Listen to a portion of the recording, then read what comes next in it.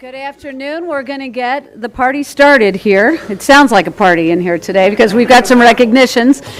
So this is the regular meeting of the Hamilton County Board of Commissioners, December 5th, 2019. I will make some introductions here. Leslie Hervey is at the to my far right on the dais. Next to her is Jackie Pianiotto. She's the clerk to the board. On my immediate left is the vice president of the commission, Stephanie Summerow-Dumas. Next to her is Jeff Aludo, county administrator, and legal counsel is Michael Friedman. To my far left, I'm going to make a motion real quick that we excuse Commissioner Portu from the meeting. Second. Yes? Yes. Thank you. We will start the meeting with a silent prayer and the Pledge of Allegiance, so please stand if you can.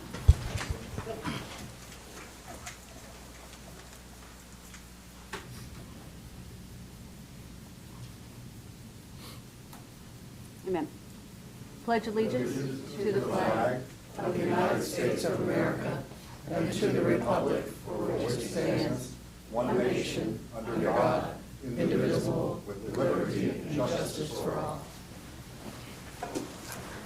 Also going to make a motion to approve the minutes of the previous session. Second. Yes. Yes. Thank you.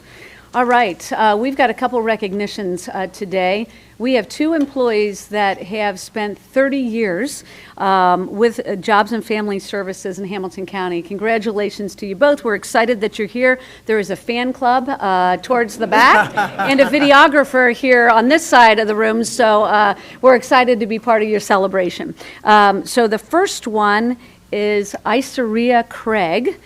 Would you mind please coming forward while we sing accolades about you, and then we'll give you an opportunity to rebut the comments. ICRC-Craig is a 30-year employee at the Hamilton County Jobs and Family Services. She started with the agency in December of 1989 in the Quality Assurance section. She was promoted to a word processor with Children's Services in 1992. She was later promoted as the payroll specialist for the Adoptive and Foster Parents and Children's Services. She joined the Child Support Division in October of 2002 and is retiring from this section. I didn't know you were retiring, so there were a couple different reasons to celebrate today. Ms. Craig has developed wonderful relationships and friendships with coworkers and peers in her 30 years of service. She has been dependable and hardworking. Her plans for retirement are to spend time with her daughter and her granddaughters. She also plans to travel and visit her out-of-state family members. Ms. Craig will be greatly missed but not forgotten. We wish her all the success in her retirement. Thank you.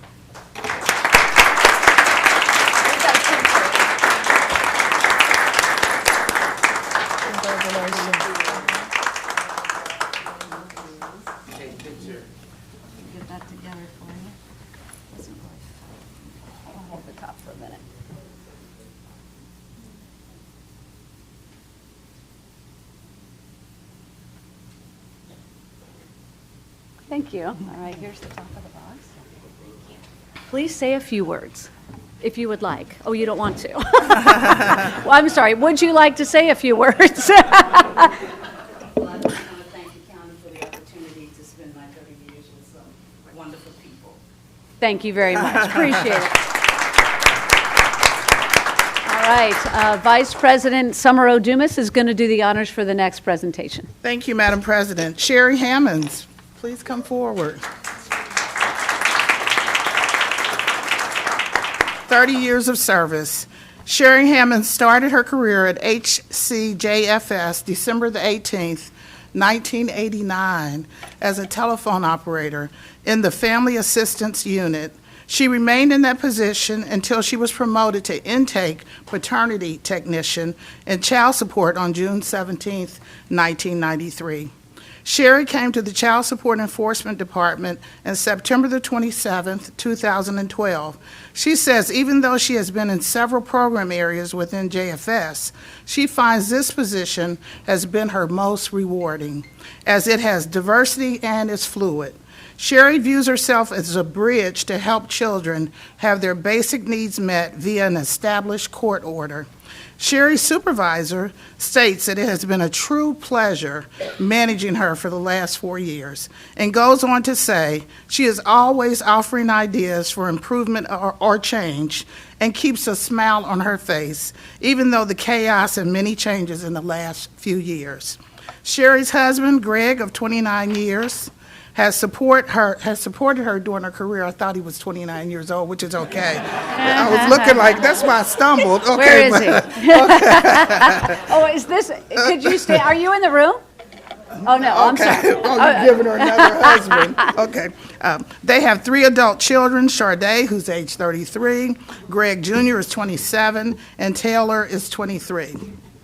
They also have 4 grandchildren. In Sherry's spare time, she writes poetry and performs spoken word. As Sherry nears retirement, she looks forward to opening her own laundromat and assisting at her grandchildren's schools. Congratulations on your 30 years of dedicated service to Hamilton County.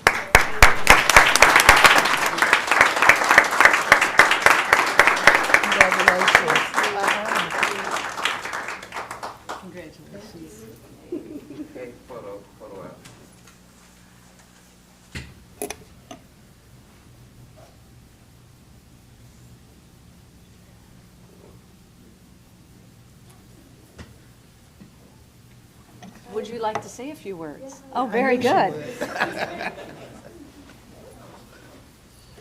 I just want to say, but God. He has brought me so far, and I've experienced, a lot of challenges in this position, but what brings me and brought me the best reward was just helping families. And I've made some a little angry because I couldn't give them what they wanted, but I always tried to give them what I could. So that's what I always based my, motto on is how would I want to be treated if I was on the other side of the desk. So God has brought me so far, my family. Thank you for the recognition, my coworkers, my supervisors. I'm just really emotional, but thank you. Thank you. Thank you. Thank you.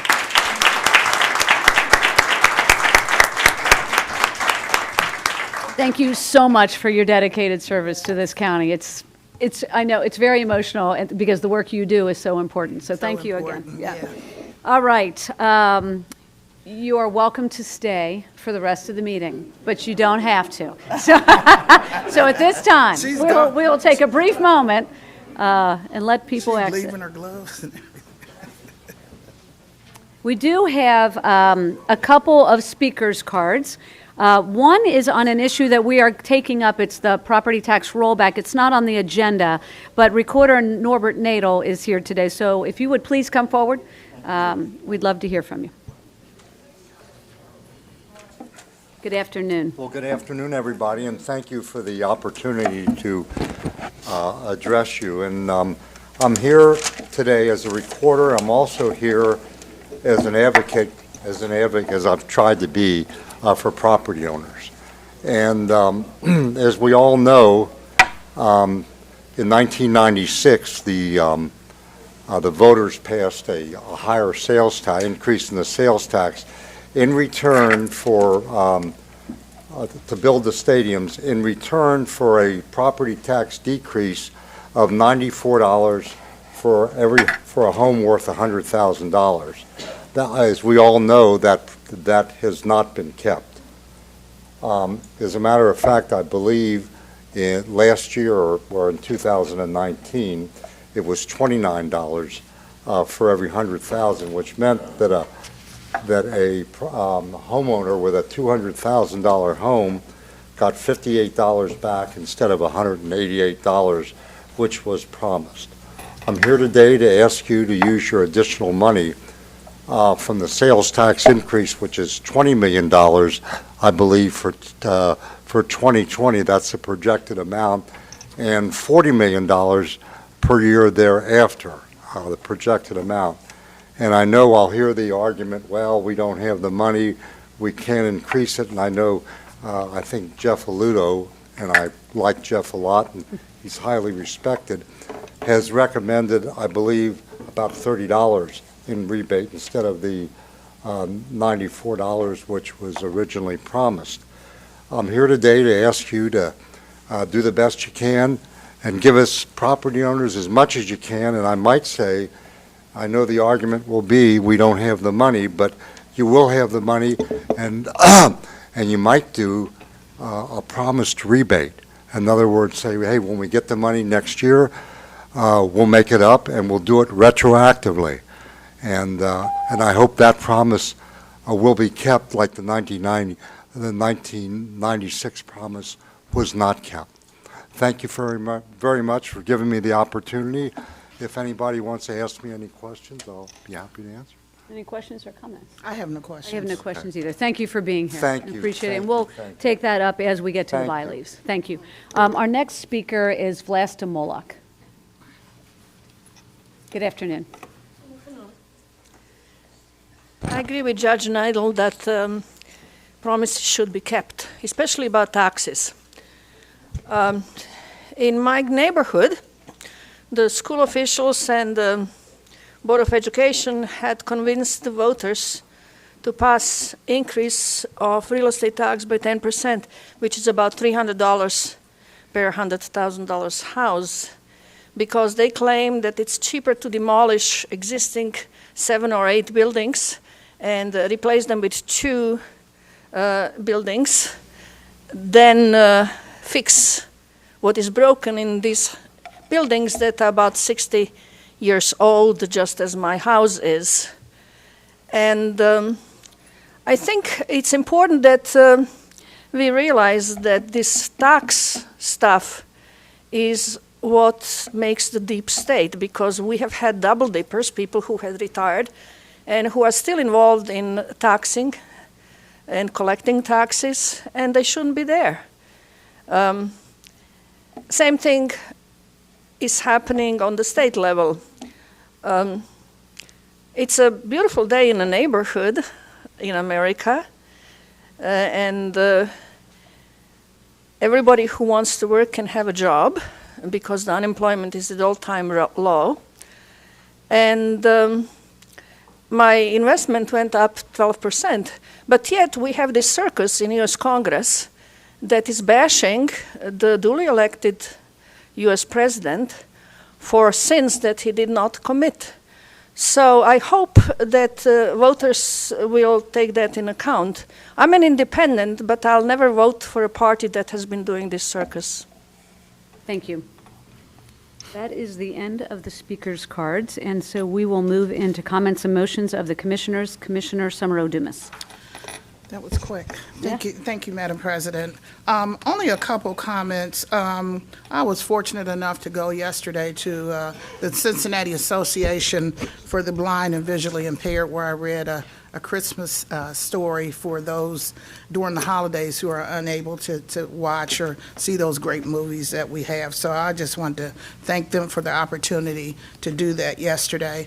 In addition, I also want to thank Dr. Karen Dorsey, who has volunteered to be a part of the Animal Control Advisory Committee. She's a veterinarian. I've known her. We were in kindergarten together, and she's very interested in animals, has always been. So I wanted to thank her for that opportunity. In addition, Madam President, I just wanted to mention on the boards and commissions, we have had we have had 28 people apply for boards and commissions. Primarily, it's been through the month of November, so they haven't been waiting very long. But I would ask, Madam President, if we can consider approving some of these applicants before the new year. I think that would be great for those who have taken their time to apply and are interested in being a part of this process. So that will end my report. So in response to that, we are sorting through all the applications and hope to bring it forward in a week or two. Okay. Probably all together, so that we'll have them all in front of us at the same time. Great. Okay. Great. Thank you. All right. I just have a couple of things. I did attend the County Commissioners Association of Ohio conference, which is going on yesterday, today, and tomorrow up in Columbus, and got to connect with some of the other county commissioners throughout the state and the Southwest Ohio region. So the engineers were also there, so it was helpful to connect with them, and we were sharing kind of best practices. So I had the pleasure of doing that yesterday. I want to highlight once again that the census is hiring people, and I think we need to say this at every single meeting we have, whether it's in this building or somewhere else. They are hiring lots of people, and we want them to be people that live here. We want people to be able to work in their own neighborhoods. My understanding is it's 27,000. We have to hiring 7,000 people, so thousands of people. $23 an hour, am I right? $23.50 an hour, and you have flexible hours. You work as much or as little as you want. So the way to apply is to go to 2020census.gov/jobs. And apply. There will be a vetting process, and the work will actually take place in the spring and summer of next year. We're trying desperately to count everybody in Hamilton County. And so if anyone is interested, please go to that website, 2020census.gov, or contact any of our offices, and we'd be happy to walk you through the process. So please apply if you're at all interested. And then the other application process that's open right now is for the Commission on Women and Girls. So just as we've completed application processes for other boards and commissions, the Commission on Women and Girls just started. So it will run through the month of December. It's been a reconfigured application so as to not intimidate the girls that are applying. And so it'll be up for a month, as we always do. And so hopefully have that process completed by the end of the month, and we'll appoint those folks in January. So that's all I've got. Administrator Aludo. I don't know if you want to speak right now. I think I need to stand here. It's going to muscle through because this keeps happening. So I know we've got a number of by-leave items. You have several by-leaves today. The first by-leave, and just as an aside, we do have our telecom department working on the source and the cause of the feedback loop that we've been receiving in recent meetings. The first by-leave that I have that's in your packet relates to the property tax rebate for 2020. So just if the board doesn't mind, just me resetting this issue just a little bit, especially for people who may be watching at home who are unaware. As the board is aware, through a memo I sent a couple of weeks back, I've provided the recommendation of an $8.5 million property tax rebate for the year 2020. The PTR, or property tax rebate, relates to the portion of the stadium sales tax approved in '96 that is allocated towards property tax relief for owner-occupied residential properties in Hamilton County. It's the same issue that Judge Nadel was here speaking to just a few minutes ago. The stadium sales tax fund in total supports financial obligations such as debt service on stadium construction that was approved back in 1996. It supports lease obligations to the Reds and Bengals, pilot payments to the Cincinnati Public Schools, et cetera. And as we've discussed in the past, the intent from the beginning was to use 30% of those sales tax proceeds to provide a property tax rebate in addition to paying those other legal obligations that I mentioned earlier.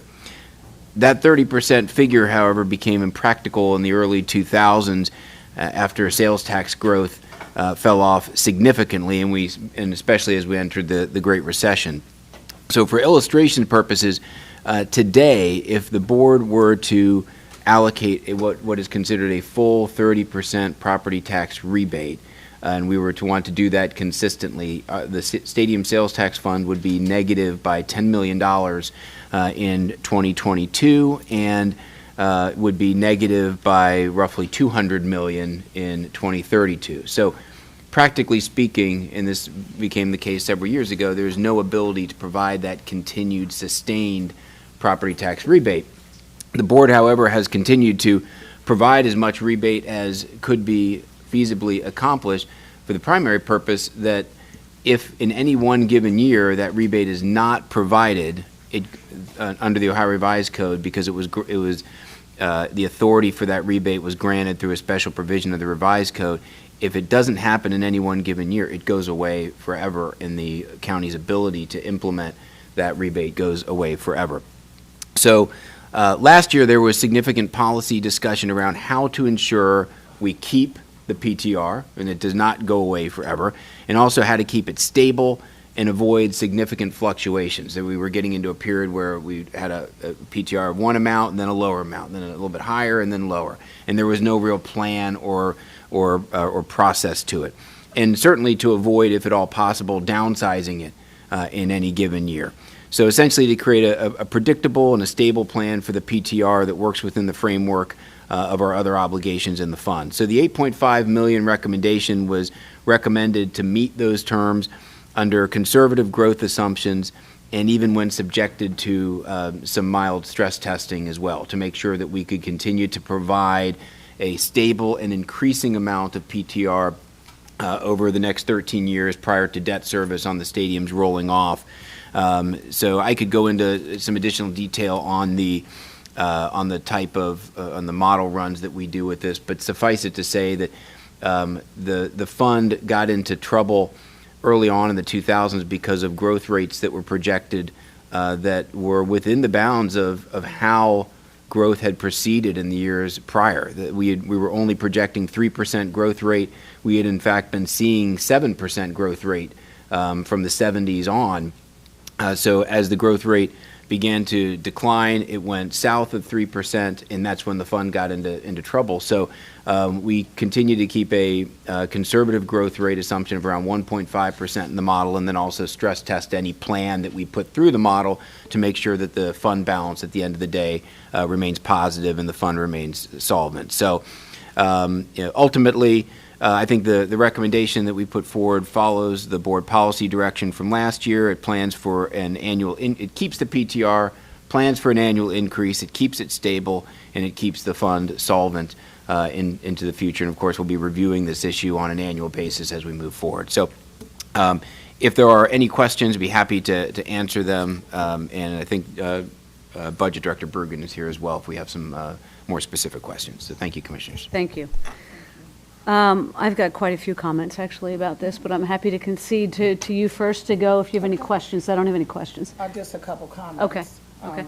And I just really regret the fact that a promise was made in 1996 that we can't keep.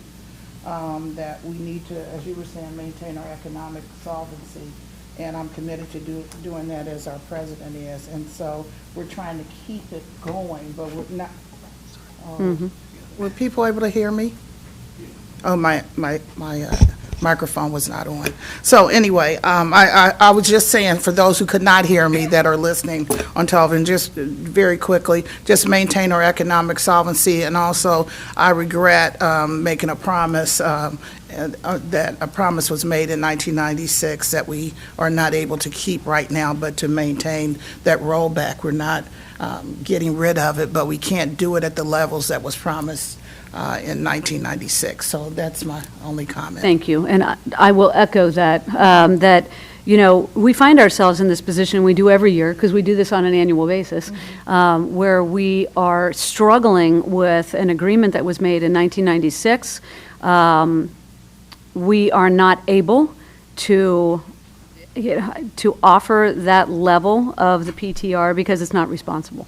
And the fund will not stay solvent if we do it. And so I just want to be very clear on this point that we are talking about the stadium fund. And we asked a couple weeks ago for an outline of what is funded through the stadium fund so we could get the full picture related to the PTR and all the other obligations. So we've got legal obligations that we must pay through this fund.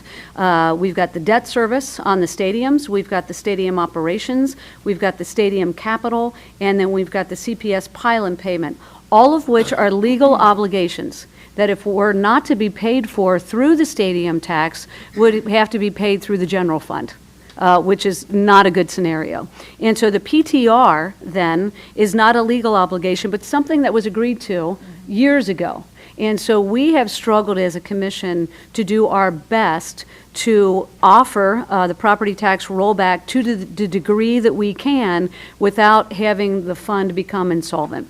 And so Administrator Alludo mentioned this.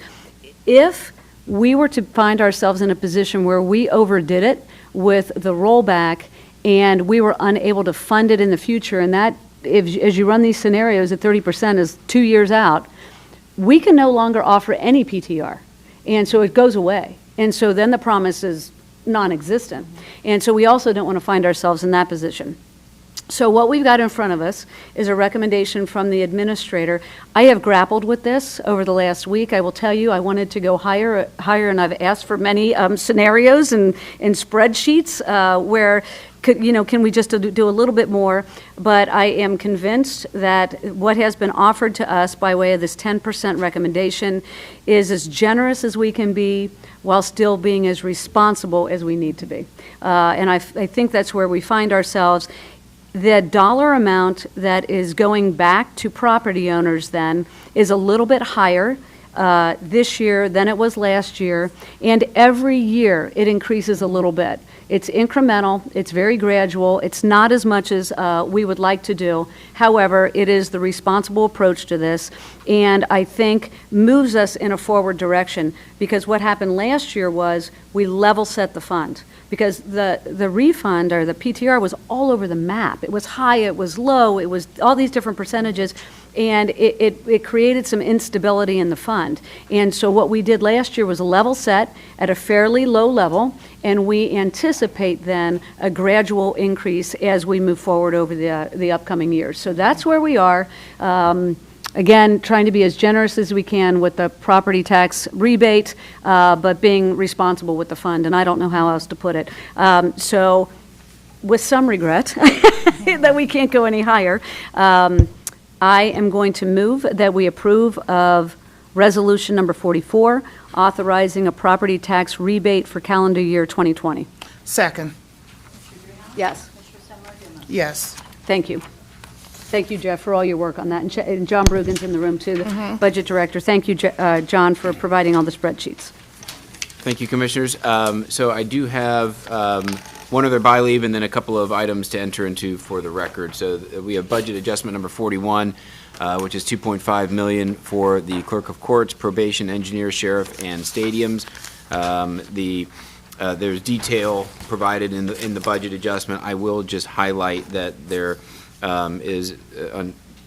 because there was a question earlier about the increase in soft costs for banks Phase 3B. This relates to some geotechnical work being done on the bank's project Phase 3B, and also just the allocation, the appropriation of additional soft costs into the project fund. There's no, this is for expenses to come. This is not anything that's outside the scope of the budget. This is within budget. We just haven't appropriated the full amount of the fund yet, and so we're doing that as we go into year 2020. So happy to answer any other questions, but I just wanted to clarify that because there was a question earlier. Thank you for that. Are there any questions or comments? My questions have been answered. Okay. I am going to move that we approve a budget adjustment number 40. I'm sorry. I'm sorry? Oh, there is a. We can on the record. Sorry. Yeah, you can. There is. Notice it on the record. Yeah, so it is called budget, the resolution is titled Budget Adjustment 41. On the spreadsheet, it's 44, and John, it is 40. 41 is correct. So I just want to make sure, as Commissioners, that you pass this, that you reference the correct number of 41. Sure. Do we need to make any adjustments? Ask the clerk to adjust that for the record, right? Okay, so for the record, then, on the attached item, it says 44, it should say 41. Can we make that adjustment? Thank you. All right, I will move that we approve a budget adjustment number 41, $2.5 million for the Clerk of Courts, Probation, Engineer, Sheriff, and Stadiums. Second. Yes. Yes. Thank you. Thank you, Commissioners. Two items for the, just to receive for the record. The first is an annexation petition from Green Township to the City of Cheviot for 2.486 acres. This item is the one-page document received on December 3rd, just to receive for the record. Thank you. There is another item received December 5th to receive for the record, and this is the initial response regarding the request to vacate Blue Rock Road right-of-way in Coleraine Township. There's already been a hearing scheduled on December 19th for this. This is also just to receive for the record. Thank you. Thank you. And that would conclude my by-leaves, Commissioners. All right, thank you.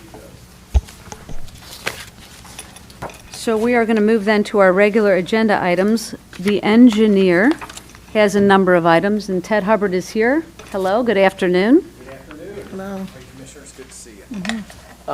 Item 1 pertains to a resolution that would authorize public hearings for the purpose of replacing deficient sidewalks, and this is primarily in Green Township and Delhi Township on the west side of Hamilton County. Item 2 pertains, actually, item 2 and 4 are related, but item 2 pertains to a resolution to authorize amenities so that for our meeting with county officials and township officials to go over our capital improvement program and also to go over the programs that we administer so that all communities can participate in those programs. Item 3 pertains to a resolution that would authorize force account work, general force account work for maintenance, repair, construction, and reconstructions of the county road system. This is a standard resolution that we pass every year. It allows us to do some work in-house with our maintenance forces, and generally it responds to, it's more emergency work. You get a part of a retaining wall that, slides due to a storm, or you have a pavement problem, pavement fails due to storm. And then item 4 pertains somewhat to a resolution 2, which will authorize authorize a meeting of county and township officials at a date to be determined. I'm hopeful that we can do it in February, at the end of February. I will take any questions. Okay. Are there any questions or comments? I have no questions. Yes, ma'am. Nor do I. No None? questions or Oh, comments. No, okay. yeah, how about that? Thank you, okay. So I am then going to move that we approve of regular agenda items 1 through 4. Second. Yes. Thank you very Yes. much. Thank you. Have a great afternoon. You have a good Thank you. afternoon. All right, our next agenda items, and there are many of them, are related to MSD. Jack Rennekamp is here. Good afternoon. Good afternoon, Commissioners. Jack Rennekamp with the Metropolitan Sewer District. We have items 5 through 12 on your regular agenda, and I'll give a brief synopsis of them. Item 5 is a request for an amendment and adjustment to MSD's 2019 operating budget that was originally adopted in December 2018 and amended in September 2019. Point number 1 is that this is a $0 budget adjustment. Funds are sufficient within the existing appropriated dollar values in order to make this adjustment. The request is based upon MSD's third quarter financial review to adjust for both personnel and non-personnel costs and expenses that have created existing deficits within the various divisional accounts that MSD has in its budget. And so this is a request for personnel services that are attributable to a deficiency between budgeted position and the vacancy allowance that the city has for those positions, and that versus the level of hiring that has been accomplished in 2019. For non-personnel services, the deficits are attributable to higher utilities costs than anticipated in the original 2019 budget as planned, and also for additional street restoration work that was not anticipated, the cost of that. Item number 6 is a recommendation to your board to dispose of 2 objections from 2 benefited property owners with the Maple Knoll Local Sewer Project. We had a public hearing on that, if you recall, in October, and both property owners cited the need of the project from their vantage point and the cost of the project, again, from their vantage point.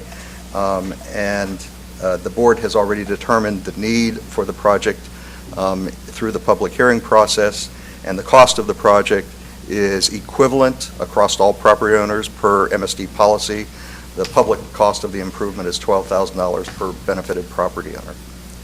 And MSD's request is to dispose of those objections and to proceed forward with the next steps of the project. The most immediate step will be for easement appropriation. Items 7 through 12 are also assessment projects for individual sewer laterals for properties that are not presently connected to the sanitary sewer system, and the request is to appropriate construction dollars and their various amounts for items 7 through 12 to not only build those laterals through contracting for those, as well as to eventually, once the laterals and the projects are complete, we'll bring that back with a final assessment. That may be in 2020, that may be a little bit afterwards, depending on how quickly the construction proceeds. If you have any questions, be happy to answer. So related to those last ones, Jack, how many property owners are involved in these? Each of these is a single property and a single property owner. Okay. So it's a one-to-one relationship.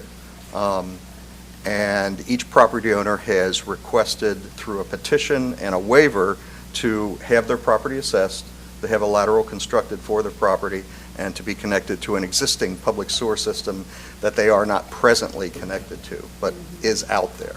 Is there, I'm trying to think through the process here, so there's no need for a public hearing because Correct. we Because- have one property owner that is already Actually, there is no need under statute because they've signed a waiver. the waiver? So Okay. as long as, under statute, the phraseology is if 100% of the benefited property owners agree to be assessed, and 100% in this case is one Right. property. Okay, all right, great, thank you. Any comments or questions? Just one comment, Madam President, on number 5, the operating budget. I just want to thank you for doing your financial review and having MSD work within their budget. I think we need to do that more in other areas, but I thank you for remaining flat on that. Thank So. you, Commissioner. All right, thank you. So I will then move that we approve of items 5 through 12 on our regular agenda. Second, Yes? Summer Dumas. yes. Thank you. Thanks. Thank you all for being here. Appreciate it. All right, the next group of items are related to the Stormwater District, items 13 and 14. Oh, well, welcome. Thank you. You're already there. Todd Long with the Hamilton County Stormwater District. I have 2 items today. They're both related. These are for agreement renewals with our partner agencies, one with the Hamilton County General Health District and the other with the Hamilton County Soil and Water Conservation District. Both of these organizations allow us to fulfill the requirements of the NPDES Phase 2 stormwater mandate, and we've been long-standing partners with these groups. They do excellent work, so I'm asking for your recommendation for both agreements today. Okay, thank you. Any questions or comments? Just one comment. As we look at the figures that are on here, did they go up or down or remain the same? They very much remain the same. We're in a position right now where we've had a same rate for almost 10 years, and we have not seen a lot of budget adjustments. So we're doing our part and have been for a long time to kind of hold things in place. Thank you. You're welcome. Good. That's Thanks, it. Todd. Appreciate it. All right, so I'm going to move that we approve of regular agenda items 13 and 14. Second, Commissioner Dreehouse? Yes, Commissioner Summer Dumas? yes. thank you. Thank you. Madam President, just on that, Yeah. on that note, on that topic, I just want to thank Todd and the Engineer's Office of going back to, this actually relates very well to the Shared Services Summit that was just held very recently, but going back to when the Stormwater District was initially formed, the decision was made, I think, Todd, and you were part of it, I wasn't, but the decision was made to, as we fulfill the obligations of the Phase 2 requirements, to not hire in and not create an entire new structure and organization to accomplish all of these different mandates, but to use and collaborate with and to use the expertise of the various organizations that currently exist as opposed to creating an entire new structure, and that's what these relate to. So just in the vein of shared services, just wanted to thank you for continuing on with that. Appreciate it. Thank you. Thank you. Thank you. All right, we're going to move to the consent agenda, and I'm going to, with your deference, Commissioner, pull out a couple items here that I think bear some additional comment. Let's talk about shared services for a second here. So items number 30 and 31 are related to fire hydrant repair and maintenance for the Village of Fairfax and the Village of Marymount. And this is something that the county does in partnership with outlying jurisdictions and was a topic of the Shared Services Summit. And I did ask the question related to these two if they're new, and they are. And so I just want to highlight that we are making some headway when it comes to shared services. And so it's related to stormwater, related to fire hydrant maintenance, related to the sheriff's patrol, related to all different kinds of things. But I do want to highlight that this is an indication of some forward movement there. So I just want to recognize it. Madam President, if I could Yes. just real quickly on that as well. So, and the shared services item is certainly applicable. The other recent item that this relates to is the fire hydrant repair is funded out of the Water Rotary or Unincorporated Area Improvement Account that is a part of the billing structure and the Waterworks agreement. Had it not been for the agreement that the board was able to work out with the city of Cincinnati, I don't know that we would be able to continue to provide that service the way we are. So there's a couple of good stories there. Yeah, thank you. Great. Thank you, Jeff. All right, we have Trina Jackson here. She is here related to item number 24. So this is a resolution authorizing 4 additional positions for reentry. And so I just wanted her to elaborate a little bit. That I know we are all so proud of the work that's going on in reentry. We talk about it all the time, but these 4 positions I think are important. And I do want to highlight that 3 of them are being paid for through a grant that we received, in no small part to the work of the Heroin Coalition and the heroin coordinator, Emily, who was here before Megan, and Megan continues the work. But it's really important that we recognize good things when they happen. So if you could elaborate just a little bit on what this item represents. Absolutely. Thank you very much. The lead initiative, it's the Law Enforcement Assistant Diversion Initiative, and the goal of that initiative is to divert people that are suffering from chronic homelessness, addiction, mental health, divert them from the justice system. These are people who are committing nuisance type offenses, very minor, misdemeanor type offenses, and there are sometimes frequent flyers of the justice system. And so those are people that we definitely want to provide treatment to instead of incarceration. And those are the people that will be targeted for this program. The goal is to take those individuals through a warm handoff from the Cincinnati Police Department to a case manager. And that case manager would then provide this intensive case management type support so that they're getting the services that they need to become stable in the community.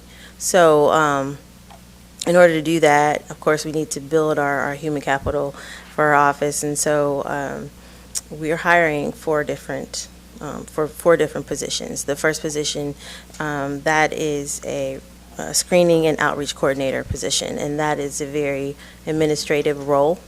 That person will accept the clients from the Cincinnati Police Department. They will make assignments to the case managers for those from those warm handoffs. So that's the administrative piece. Also, that person will actually collect data.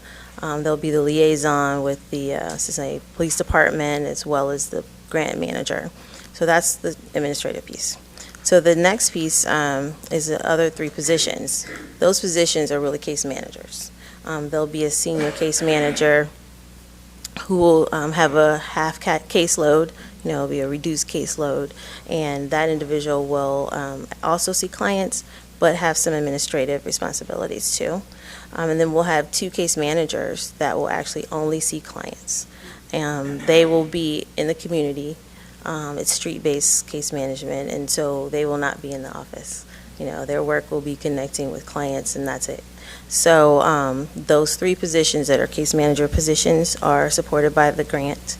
The first position I spoke of, that is supported by the funds we have in our budget already. So, yeah. Thank you. And I do just want to also note that this is a bit of a pilot program. It's in a certain part of the city. We're collaborating with the city on this effort, and they have identified what they think is a good representation of the community so that we can make sure that this is a strategic approach to not only treating people that suffer with addiction issues, but also reducing the number of individuals going into the Justice Center and relieving some of the overcrowding there. So it's a great effort. Thank you so much for being such an important part of it as we move through this, and I'm just delighted that reentry is kind of taking the lead on this part of it. So thank you. Thank you, appreciate Trina. it. Appreciate your support. Thank you. Thank you for being here.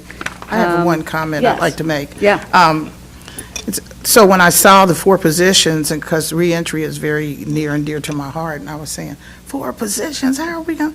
And then I read about that 3 of the 4 were through grants and 1 is through your budget. I think just saying what you said, Madam President, we need to show how different departments are working within their budget. So all you'll hear, whatever, is, oh, they're hiring 4 people, they're not out of money or whatever, but to show that each department is trying to do the best they can to work within their budget. So that's good. Yeah, the grant was really important. We wouldn't be able to do this without the grant. The grant is how much is that? I think it's a $500,000 Yeah, federal grant. $500,000, right. Federal money coming in for this purpose. We had to competitively, approach this, and we won the grant, and now we're finally getting to implement the program. So it really is a great step for Hamilton County with federal dollars to try to approach this. But reentry is the obvious place, right, to spearhead. So thanks again for being here. We Appreciate it. Thank you. All right, there's one more item on here. I don't want to overdo, but item number 21. And I've had some questions from the press about this one, and I do want to highlight it.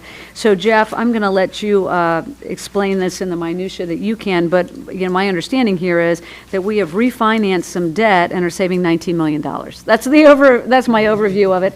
Probably about as well as I can say it. So this is good news, right? I mean, this is a great approach. This is MSD bonds, and we were able to refinance some. John, you want to just give a brief synopsis?